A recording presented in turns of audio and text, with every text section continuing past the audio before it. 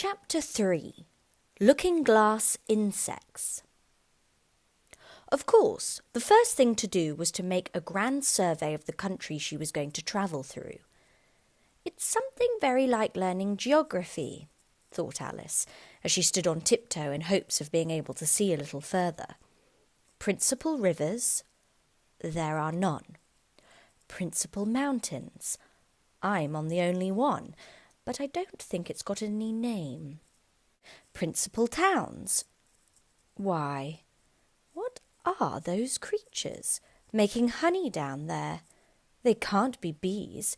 Nobody ever saw bees a mile off, you know. And for some minutes she stood silent, watching one of them that was bustling about among the flowers, poking its proboscis into them. Just as if it was a regular bee, thought Alice. However, this was anything but a regular bee. In fact, it was an elephant, as Alice soon found out. Though the idea quite took her breath away at first. And what enormous flowers they must be, was her next idea. Something like cottages with the roofs taken off and stalks put to them, and what quantities of honey they must make. I think I'll go down and...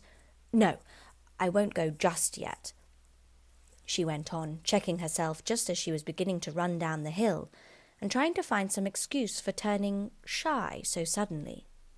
It'll never do to go down among them without a good long branch to brush them away, and what fun it'll be when they ask me how I liked my walk. I shall say, "Oh, I liked it well enough." Here came the favourite little toss of the head. Only it was so dusty and hot, and the elephants did tease so. I think I'll go down the other way, she said after a pause, and perhaps I may visit the elephants later on. Besides, I do so want to get into the third square.